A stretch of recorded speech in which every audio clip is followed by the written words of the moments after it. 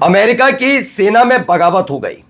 यह बगावत सिर्फ सेना तक सीमित नहीं है, क्योंकि एक अमेरिकी सेना के बड़े जनरल ने जो शपथ ले रहे थे, उन्होंने ट्रंप के लिए कुछ ऐसा बोल दिया कि हर कोई हक्का बक्का रह गया। जो बात शायद ट्रंप से या अमेरिका से चिड़न रखने वाले बोलते होंगे, डिक्टेटर। जी हां, डिक्टेटर शब्द का इस्तेमाल किया अमेरिकी सेना के एक बड़े जनरल ने अपनी शपथ के दौरान। यही नहीं, आज आपको यह भी दिखाने जा रहा हूं कि अमेरिका की जनता नाराज है और जनता के साथ साथ ट्रंप और उनके दामाद दोनों अब जेल की हवा खा सकते हैं, क्योंकि उनके खिलाफ बड़े गंभीर आरोप लगे हैं। ट्रंप तो हो सकता है राष्ट्रपति होने के नाते कुछ उनको विशेष सुविधाएं मिल जाएं, लेकिन जैरेड कुशनर जो उनके दामाद हैं, उनकी कुंडली खोल दी है कि कैसे अरब देशों से वो पैसा ले रहा है आदमी। सिर्फ उसका ससुर अमेरिका का राष्ट्रपति है इसलिए। और तो और एक झटके में हूती और हमास दोनों लड़ाकों ने मिलकर दो बड़ी बटालियन साफ कर दी। दो अलग अलग तस्वीरें भी दिखाऊंगा कैसे इजराइल में मातम है। जो लोग ये कहें कि आईडीएफ के सैनिकों के मारे जाने की इस खबर को मैं ऐसे क्यों दिखा रहे हैं, तो इजरायली सैनिकों की करतूतें देखिएगा। छोटी छोटी बच्चियां हैं ना, फिलिस्तीनी बच्चियां, महिलाएं, उनके साथ क्या बदसलूकी करते हैं, ये जरूर देखिएगा। नमस्कार, मैं हूं प्रज्वल गौतम और आप देख रहे हैं टाइम्स एक्सप्रेस।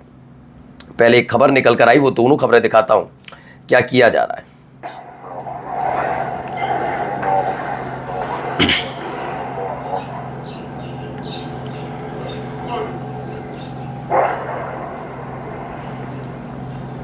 ये देख रहे हैं, छिपे हुए हैं तीनों, सुस्ता रहे हैं, छिपे हैं, जो भी हैं। एक एक्शन मोड में भी नजर आ रहा है उसमें से, ये देखिए।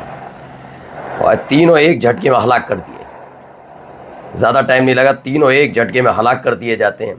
ये हमास के जो लड़ाके हैं, उनकी तरफ से इजराइल के सेना पर आरपीजी से हमला किया गया, और जो हमला किया गया उसमें एक झटके में तीनों इजरायली सैनिक हलाक हो गए। आगे एक और खबर है जहां पर हूती लड़ाकों ने भी एक ऑपरेशन को अंजाम दिया। ज़रा वीडियो देखिए।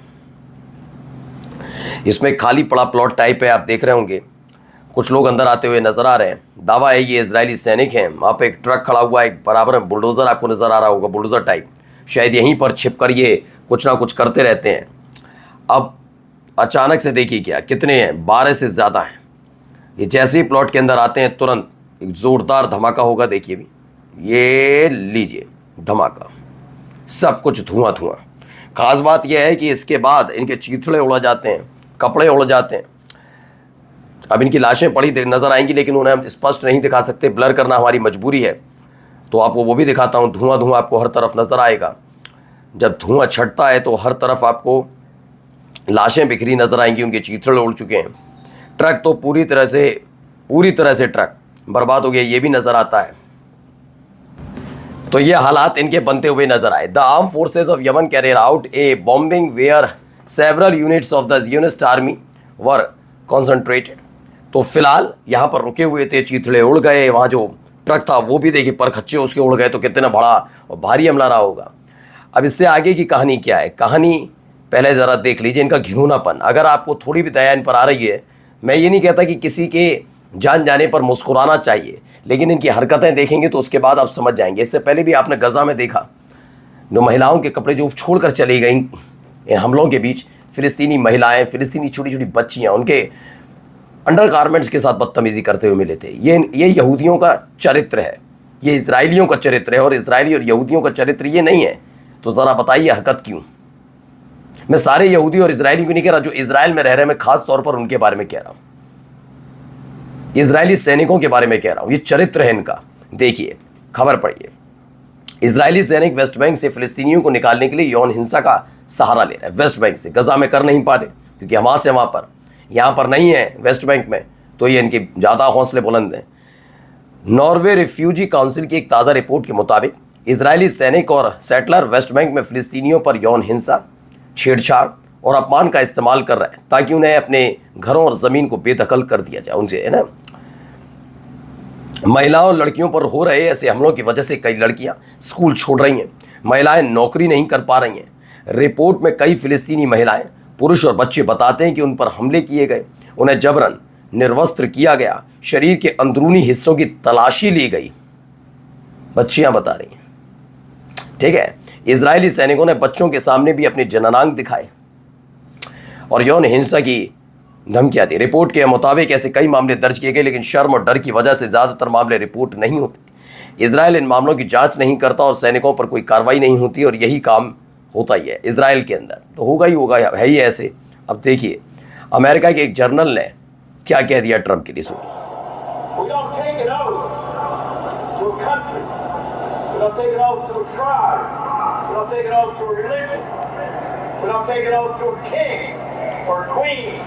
Or a tyrant, or a dictator. And we don't take an oath to a wannabe dictator. We don't take an oath to an individual. We take an oath to the Constitution, and we take an oath to the idea that is America, and we're willing to... तो America military के officials हैं, वो gradually expressing there disagreement against Trump. इससे पहले भी Iran में घुसकर ground operation की बात हो रही थी।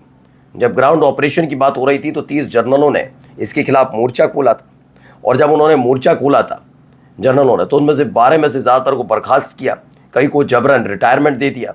अब खबर है अमेरिकी मिलिट्री जो ऑफिशियल्स है वो अपना डिसएग्रीमेंट जाहिर कर रहे हैं ट्रम्प के खिलाफ।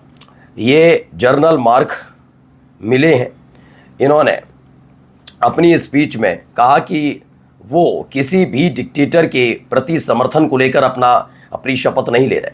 उन्होंने अमेरिका के संविधान की शपथ ली है और अमेरिका के संविधान को बचाने की शपथ ली है। यानी ट्रम्प के प्रति अब लोगों में नाराज़गी है जो अब सेना तक पहुंचा हुआ है।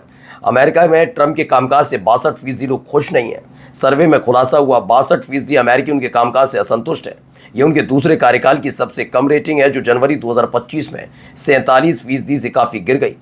कई लोग कह रहे हैं कि ट्रम्प का गुस्सा बहुत ज़्यादा है, इसलिए ईरान युद्ध और पोप से झगड़े की वजह से लोग उनके गुस्सैल व्यवहार पर शंका जता रहे हैं। सिर्फ 26% लोग उन्हें शांत स्वभाव का मानते हैं। ये कहा जा रहा है कि 26%, जबकि ज़्यादातर लोग उनके बारे में कह रहे हैं कि वो आदमी पागल हो चुका है। अब देखिए कैसे भुगतान करने का समय आ चुका है। इजराइल का साथ दिया, ये किया, अरब देशों से कैसे ट्रम्प और ट्रम्प का दामाद दोनों पैसे लील रहे हैं, ये सुनिए, जरा सुनिए। Let's talk about naked, open, brazen corruption. The Trump administration is guided and shaped by it, emboldened by what they can get away with, while the American taxpayer watches their own hard-earned paycheck siphoned away by ever-growing gas prices, groceries, rent, and healthcare. All the while, Donald Trump flaunts his White House ballroom and D.C. arch with displays of nauseating corruption for his billionaire buddies in broad daylight. Take Jared Kushner, Donald Trump's son-in-law, a man with no meaningful political, diplomatic, or civil service experience, who was handed sweeping authority during the first Trump administration over Middle East policy and sent across the world to represent the United States. तो ये यास्मीन अंसारी हैं, America की ये सांसद हैं। इनके मुताबिक Trump प्रशासन के समय भ्रष्टाचार चरम पर है। कीमत अमेरिकी जनता को उठानी पड़ रही है, जिसे गैस से लेकर सब कुछ महंगा खरीदना पड़ रहा है। ट्रम्प के दामाद हैं जेरेड कुशनर, जिन्हें किसी तरह का राजनीतिक डिप्लोमेटिक कोई अनुभव नहीं है। वह यूएस की विदेश नीति बना रहे हैं और साथ ही उन्हीं विदेशी सरकारों से अरबों डॉलर ले रहे हैं जिनसे वे बातचीत कर रहे हैं। ये खुला और बेशर्म भ्रष्टाचार है। कुशनर शपथ के दायरे में आएंगे और गवाही देंगे, जवाबदेही वहीं खत्म नहीं होने वाली। कहा है कि ग्रेबां पकड़कर घसीट कर लाया जाएगा जेरेड कुशनर को, उसकी एक एक करतूत खोली जाएगी, जेल न चला जाए दामाद। नमस्कार।